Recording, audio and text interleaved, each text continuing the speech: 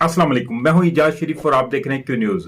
मुतनाज़ा tweet के मुकदमात में नामजद पाकिस्तान तहरीक इंसाफ के जो हैं सेनेटर आजम स्वाति को सिंध पुलिस ने अपनी तहवील में लेकर कोयटा से सखर जो है वो मुंतकिल कर दिया है। आजम स्वाति के खिलाफ कराची समेत सिंध के मुख्तलिफ थानों में मुकदमात जो वह दर्ज हैं। पुलिस जराये के मुताबिक आजम स्वाति को आज सुबह सिंध पुलिस ने कोयटा पुलिस से तहवील में लिया और इन्हें हवाई रास्ते से सखर पहुंचाया गया। जराये का कहना है कि मुमकिना तौर पर आजम स्वाति को आज ही मुकामी अदालत में पेश किया जाएगा। क्योंकि वैसे एक चीज ये भी बताता चलूं आपको कि बलोचिस्तान हाई कोर्ट ने आजम स्वाति के खिलाफ सूबे भर में दर्ज मुकदमात खत्म करने का हुक्म भी दिया हुआ है। अब ये किसकी कहने के ऊपर बिना पे हो रहा है, ये आप लोग बेहतर समझते हैं। तो दूसरी जानिब इस्लामाबाद हाई कोर्ट ने पाकिस्तान तहरीक इंसाफ की जो है नून लीग और पीपी के पाकिस्तान पीपल्स पार्टी की फंडिंग की जो है इलेक्शन कमीशन में जो दरख्वास्तें पड़ी हैं उसको जल्द समाअत करने की दरख्वास्त उन्होंने मंजूर कर ली है। इस्लामाबाद हाई कोर्ट ने पीटीआई के जो एक रहनुमा है फरख हबीब की दरख्वास्त की जल्द समाअत की जो इस्तदा थी वो उन्होंने मंजूर कर ली है। दौरान समाअत इस्लामाबाद हाई कोर्ट ने चीफ जस्टिस आमर फारूक यानी ने कहा कि मौसम सरमा की छुट्टियों के बाद कोई तारीख रख लेते हैं। तो वकील फैसल चौधरी ने कहा कि मेहरबानी करें कि पहले रख दें, बहुत देर हो जाएगी। तो ये छोटा सा मामला है, तो जिसके ऊपर चीफ जस्टिस ने कहा कि जो chief justice Islamabad high court के अब आमर फारूक यानी हैं, उन्होंने कहा कि छोटा सा तो मसला है लेकिन अगले हफ्ते आपके बाकी बड़े बड़े मसले भी समाअत के लिए मुकर्रर हैं। अदालत ने रजिस्ट्रार ऑफिस को फरख हबीब की जो है दरख्वास्त 22 दिसंबर को समाअत के लिए मुकर्रर करने की हदायत कर दी है। अब देखिए कि ये मामला एक साइड पर रहे, लेकिन अभी पिछले व्लॉग में भी मैंने बहुत सारी चीजें बताई थी आपको कि ताकत जो है वो बस इस खास तौर पर पाकिस्तान में, बाकी सारी दुनिया में भी ताकत चलती है, क्योंकि जब से दुनिया बनी है उस वक्त से ताकत के ही नशे में लोग फिर रहे हैं और ताकत ही हासिल कर रहे हैं और ताकत ही कामयाबी की तरफ है। क्योंकि शरीफ, गरीब और मस्कीन बंदे तो हमेशा मारे ही जाते हैं। तो अब देखें कि ये इन लोगों की, क्योंकि इसका हवाला इसलिए दूंगा कि आज जो है राना सनाउल्लाह की भी तारीख थी, उनके ऊपर मंशियात का जो केस था लाहौर हाई कोर्ट में, तो वहां पे वो आज ही उसकी तारीख निकली, आज ही बहस हुई, आज ही फैसला सुनाया और आज ही बरी कर दिया उन्हें। तो ये सिर्फ ताकत का कमाल है, लेकिन खैर ये ताकत भी सदा नहीं रहनी है, तो सब कुछ खत्म ही हो जाना है। खैर ये रही इनकी चीजें, और आगे आप चलते हैं कि आपको बताता हूं कि खान साहब जो हैं अब ये असम्बलियां तोड़ने का इरादा तरक्की कर दें तो बेहतर है, क्योंकि असम्बलियां अगर तोड़ दी जाती हैं तो जो रही थी इनके पास जो ताकत है वो भी खत्म हो जाएगी। अभी पंजाब और केपीके का कुछ सहारा तो है और कुछ यहाँ पे अपने सेफ एंड साइड तो है। सपोज कि अगर उनके वारंट निकाल देते हैं, कुछ कर देते हैं, अगर यहाँ बैठे होते हैं तो यहाँ गिरफ्तार नहीं कर सकेंगे, और इधर की अगर जेलों में रखते हैं तो इनके बहुत सारे मामला जो हैं वो उनके हाथ में आ सकते हैं। इसलिए मेरे ख्याल में तो इमरान खान साहब को भी असम्बलियां बिल्कुल ही तोड़ने का इरादा ही खत्म कर देना चाहिए और इलेक्शन अपने वक्त पे होने दें, क्योंकि मुल्क डिफॉल्ट कर चुका है। इस वक्त इस दलदल में यानी कि घुसने की बजाय इकोनॉमिक जो है इसकी लाश यानी कि कंधों पे उठाने वाली बात है। इस वक्त बिल्कुल खत्म, जो चीज खत्म हो जाती है वो लाश ही होती है। इन्हें यानी कि इन लोगों को जो अब इस वक्त हुकूमत बैठे हैं, इनको फरार का कोई मौका न दें, जिन्होंने इस मुल्क को बिल्कुल दिवालियापन तक पहुंचा दिया है। वो कौमी मुजरिम हैं जिनको हुकूमत में आने के बाद कड़ी सजाएं देनी चाहिए थी, और वो अपने सिर्फ केसेस माफ करवाने के चक्कर में सब मामलात को خرد برد کر رہے ہیں. عمران خان نے جب ڈائری اٹھائی تھی تب $22 بلین تو یعنی کہ نقد پڑے تھے. آج ہمارے پاس فارن جو ریزرو بنگلہ دیش سے بھی 600% کم ہو چکے ہیں.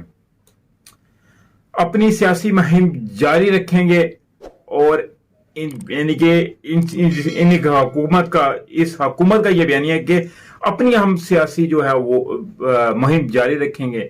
ملک چاہے بھاڑ میں جاتا ہے بھاڑ میں جائے, کچھ بھی ہو جائے, لیکن ہمارے سارے معاملات وہیں رکنے چاہیے, وہیں یعنی کہ ہماری سوئیاں وہیں پھنسنی چاہیے.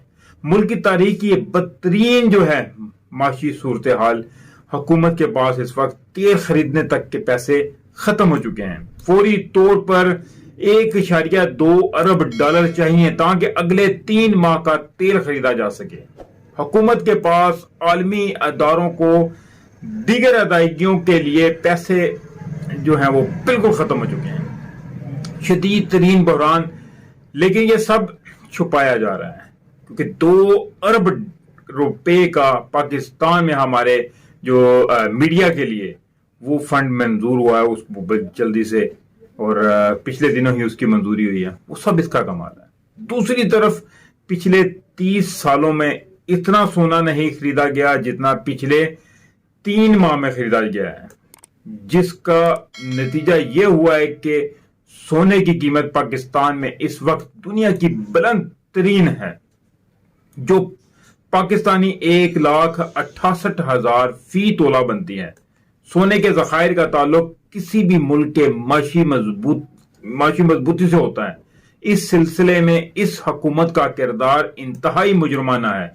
پوری دنیا میں اس وقت سونے کی قیمت کم ترین سطح پر ہے, جبکہ پاکستان میں یہ ہر روز بڑھ رہی ہے. پاکستان میں چیزیں ہر روز سونا نہیں, ہر چیز ہی بڑھ رہی ہے. کوئی چیز کنٹرول میں نہیں آ رہی ہے.